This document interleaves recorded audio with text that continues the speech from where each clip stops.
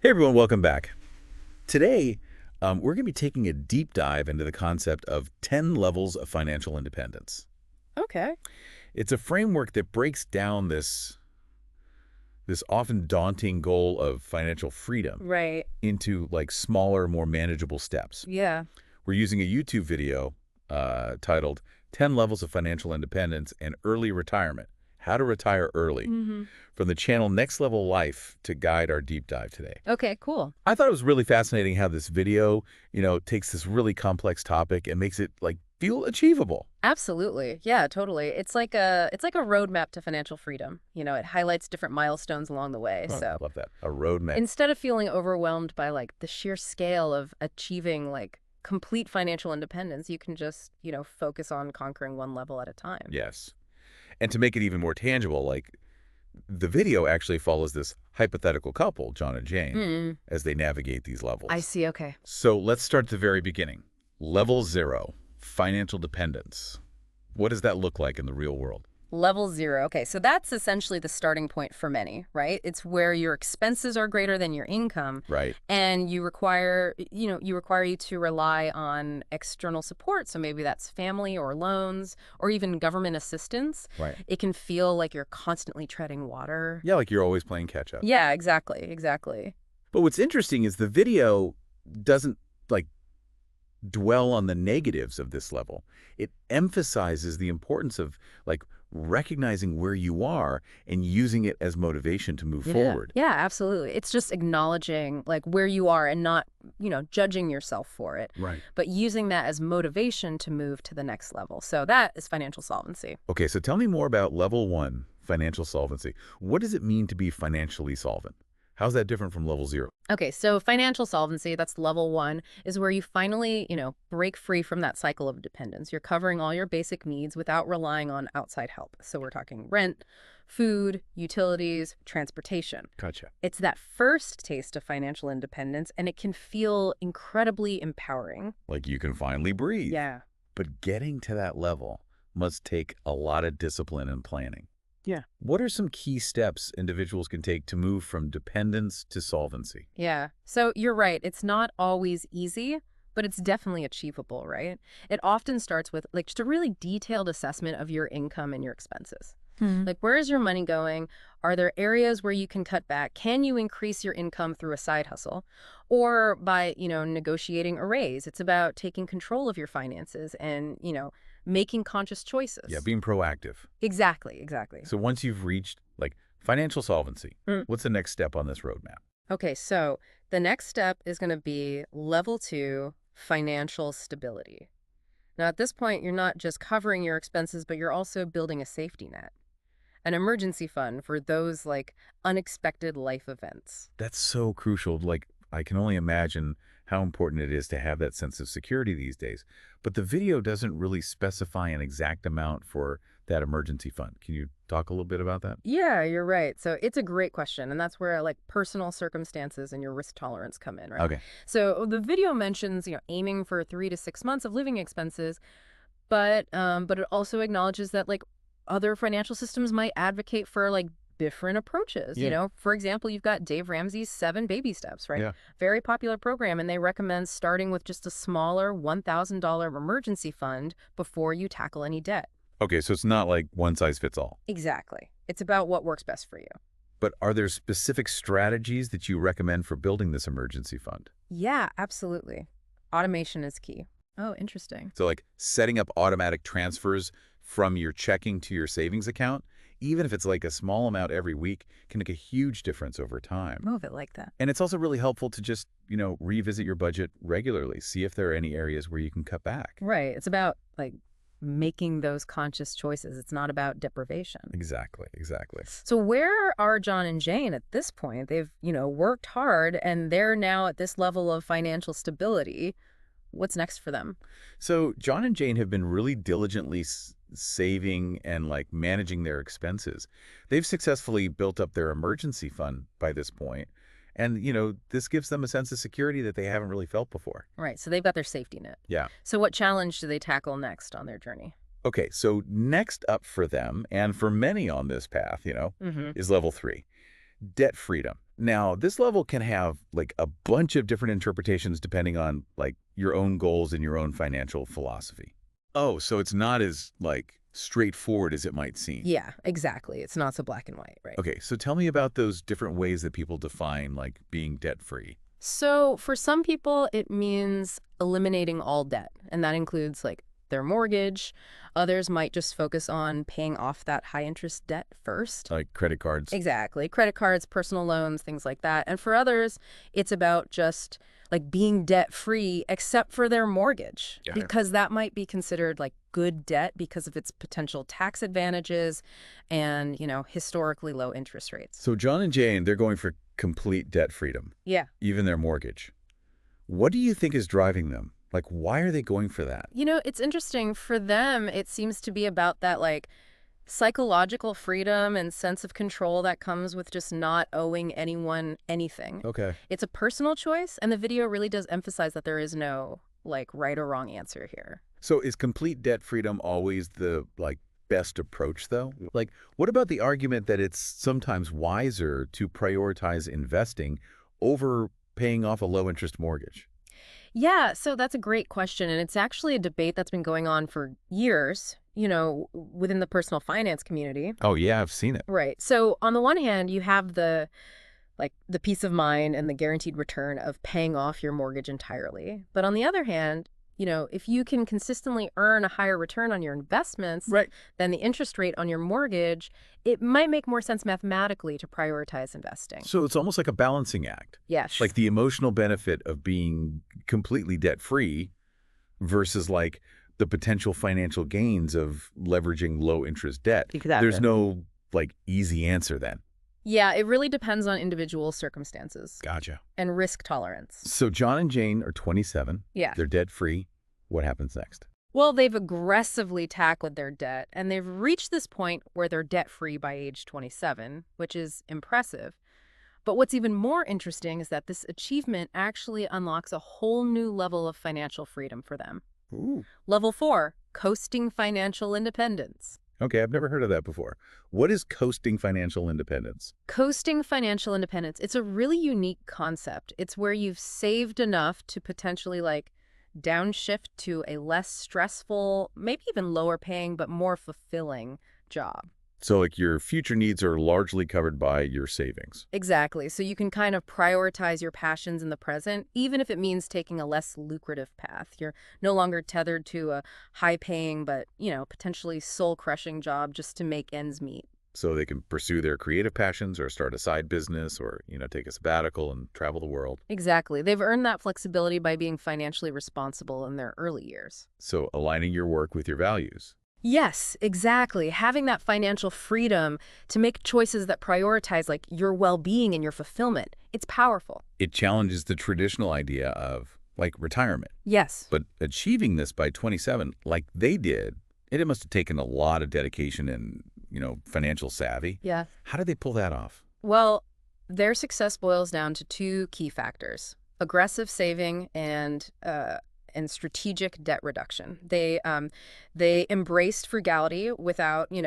depriving themselves. They chose to live below their means and prioritize experiences over, material possessions. Okay. And they really focused on paying off that high interest debt as quickly as possible, freeing up more of their income to invest for the future. So not winning the lottery, but like making smart choices consistently. Exactly. This is like super inspiring. It shows that with the right mindset and approach, anyone can achieve this level of financial freedom. Absolutely, I agree. Even at a young age. This has been so insightful. But we've only just begun to explore the 10 levels, right? Right. We've seen how John and Jane navigated the early stages from like dependence to solvency to stability, debt freedom, and finally coasting financial independence. All right. I can't wait to continue their journey. Yeah, I'm excited too. But we're going to take a quick break, let everything sink in, and we'll be right back to explore the next level of financial freedom. Level 5, financial security.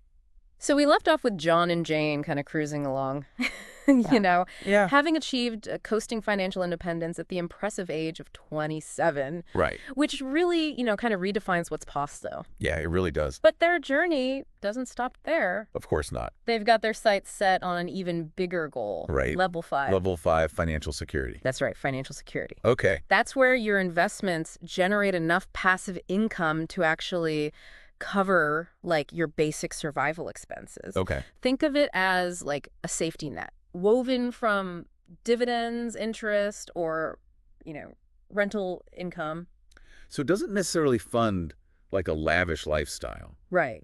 but it provides that like crucial sense of stability. Exactly. So if they were to lose their jobs, Yeah. they wouldn't panic. Right. They wouldn't be like freaking out.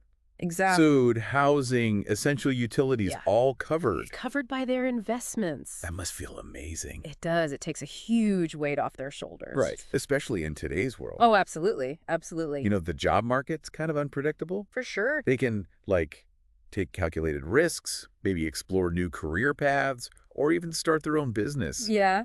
without that fear of financial ruin. Yeah, exactly. If things don't go as planned, they're okay. Right. It's like a game changer. Huge game changer. So financial security is kind of like a stepping stone then It is. towards that ultimate goal, Yeah, complete financial independence. that's right. And they reached this level by age 30. So, what contributed to like their rapid progress? Well, one key factor is consistency. Right. Okay.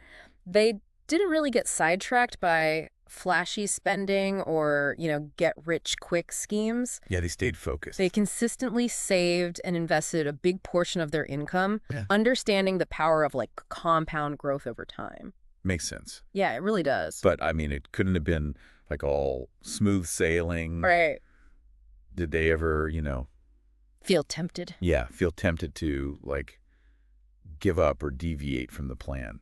There's a really interesting point the video makes about mindset. Okay. As John and Jane progressed through these levels, their values started to shift a little bit. Oh, that's cool. Yeah, they found more joy in like experiences and less in material possessions. Okay. So this made it easier for them to like resist that impulse spending. Right. Yeah. Stay focused on those long-term goals. So they were redefining like what wealth means to them. Yeah, It's not about accumulating stuff. right. It's about freedom. Exactly. So did the video like offer any strategies for cultivating that kind of mindset shift? Yeah, it suggests, practicing gratitude, Okay. being mindful of your spending habits, and Yeah. really just surrounding yourself with like a supportive community, Oh, okay. people who share your values. So be intentional about like the people you spend your time with. Exactly. It's about like consciously choosing to prioritize those experiences and like personal growth over material possessions. So important. Yeah, But we are still talking about money. we are. And John and Jane aren't stopping at financial security. Well, On to the next. on to the next one. Level 6, financial flexibility. Financial flexibility, that's where you start to see the real fruits of your labor. Good. You've got enough investment income to cover like a flexible spending plan, Okay. which means you can adjust your spending up or down I see. based on market fluctuations or, life events. You're not living paycheck to paycheck anymore. No, not at all. You've got a buffer. A comfortable buffer Yeah. to handle those, curveballs that life throws at you. So if the market like takes a dip, Yeah. they don't have to panic. Right. Sell their investments at a loss Oh, yeah. right out the storm. Exactly. Knowing that their basic needs are covered. Yeah, if an unexpected expense pops up, like car repair, home improvement, Yeah. they're good. Yeah, they've got the resources to handle it without going into debt. So financial flexibility gives them like options. It A does. gift of mind. Yeah, they're not slaves to their budget anymore. Right. They have the freedom to make choices that align with their priorities. This is really exciting. It is. It's like they're transitioning from like a mindset of scarcity to abundance. Yeah, exactly. But I noticed that the video offers 2 definitions for financial flexibility. Yeah, So one is like simply being halfway to full financial independence. right. And the other is having 12.5 times your annual expenses invested. Mm-hmm. What's the difference? Okay, so the first definition, being halfway to full financial independence, it just gives you like a motivational benchmark, right? It reminds you you're making progress even if you're not quite there yet. Right. But the second definition, having those 12.5 times your annual expenses invested, that's a little bit more concrete. Okay. It gives you a tangible target to aim for. So it's like, I don't know, a compass and a map or something. Yeah. You know, which way you're going, and you've got specific milestones along the way. Exactly. But let's get back to John and Jane. Okay. They've achieved this. They have. They've reached financial flexibility. Yes. They must be feeling pretty good. I imagine so. What does this level look like for them, practically? Well, maybe they decide to take a sabbatical from their jobs, Okay. travel, pursue a passion project. Okay. They could downsize their home or, relocate to a lower cost of living area. Yeah. Or maybe they just, choose to work less and spend more time with their families. Okay. The point is they have options. Yeah. They're not bound by, like, the traditional constraints anymore. No. They can design a life that really aligns with, like, their values and their aspirations. Exactly. It's about prioritizing what truly matters to them, whether it's spending time with loved ones, pursuing those passions, or just enjoying, like, a more relaxed and fulfilling lifestyle. I love it. It's inspiring. So inspiring. It shows that anyone can achieve this, Yeah. but their journey's not over yet. Not quite. They're still climbing that ladder Yeah. towards that ultimate goal. Level 7. Level 7, financial independence. Now we're talking. And that, my friend, is where the magic of the 4% rule comes in. Ooh, can't wait to hear about that. We'll delve into all the intricacies of that iconic rule and explore what it means for John and Jane and for all of us when we return. Welcome back. So we followed John and Jane, like, through 6 levels of financial independence, Right. watching them transform their lives, from dependence to, like, flexibility and choice. Yeah. But the ultimate prize still awaits. It does. The peak of the mountain, level 7, financial independence. Right, level 7. So this is the level, like, where you're officially financially independent. This is it. This is where the dream of not needing to work, Yeah. becomes a reality. Okay, so break down the 4% rule. Okay, the 4% rule. Why is it so significant? So the 4% rule, it's essentially a guideline, right, for sustainable retirement withdrawals. It suggests that if you withdraw 4% of your invested assets each year, Mm-hmm. you can, likely sustain your current lifestyle indefinitely, Sure. even with market fluctuations. So you're not hoarding millions of dollars. Right. It's more about, like, having enough to generate an income stream, Exactly. covers your expenses. Covers your expenses. And this is where, John and Jane's years of saving and investing really pay off. Yeah. They reached this milestone by age 35, assuming, no inflation. Oh, okay. But the video also paints a more realistic picture. Okay. Yeah. It points out that, inflation can erode purchasing power over time. So when factoring in, a conservative inflation rate, Right. John and Jane actually hit level 7 at age 43. So their timeline changes, It does. It changes a little bit, right? even with a small difference in spending. Right. It just highlights, the need for a long-term perspective Yeah. and a solid understanding of, how inflation impacts financial planning. Mhm. It's not enough to just save and invest. Right. You need to be aware of, how these economic factors can influence your journey. So you need to be adaptable, Yes. adjust your strategy Absolutely. along the way. Along the way. So, for example, you might consider, investing in assets that tend to outpace inflation, Right. things like stocks or real estate. Okay. Or you might just choose to increase your savings rate Gotcha. just to compensate for that potential erosion of purchasing power. So reaching financial independence, even at 43, is still a huge accomplishment. Absolutely. What does that, look like for them? How does their life change? Okay, so now they have the freedom to, choose how they spend their time. Without being tethered to a job for income, they can, pursue their passions, travel the world, spend more time with loved ones, or just enjoy a more relaxed and, fulfilling lifestyle. So they've graduated. They've graduated. They're free. But the video mentions that, the journey doesn't actually end at level 7. It doesn't. There's more. There's 3 more. What's beyond basic financial independence? So you've got levels 8, 9, and even a little bonus level 10. Okay. Level 8 is financial freedom, where your investment income not only covers those basic needs, but it also allows you to, pursue additional life goals, like travel, philanthropy, or starting a business. So you're financially secure? You are. You have, extra? You have extra, yeah, it's financial independence plus. And level 9. Okay, so level 9 is financial abundance. Okay. This is where your investment income significantly surpasses, any conceivable need, even after a major market downturn. Oh. You're essentially, financially invincible. But it's not just about, the money, right? It's not just about the money. It's about aligning your resources with your values, Hmm. right? And using them to make a positive impact on your life and the world around you. And level 10. Okay, so level 10 is all about generational wealth, building a legacy that benefits not just you, but, future generations, Okay. creating a lasting impact beyond your own lifetime. This is amazing. Yeah. So as we wrap up our deep dive today, what can our listeners take away from this? How can they apply this to their own lives? I would encourage our listener to think about where they are on the spectrum of financial independence, right? Yeah. Which level resonates most with their aspirations? What steps can they take today to move closer to that level? Yeah, that's a good point. It's their journey, their goals. Exactly. I have Exactly. one key takeaway that applies to everyone, right?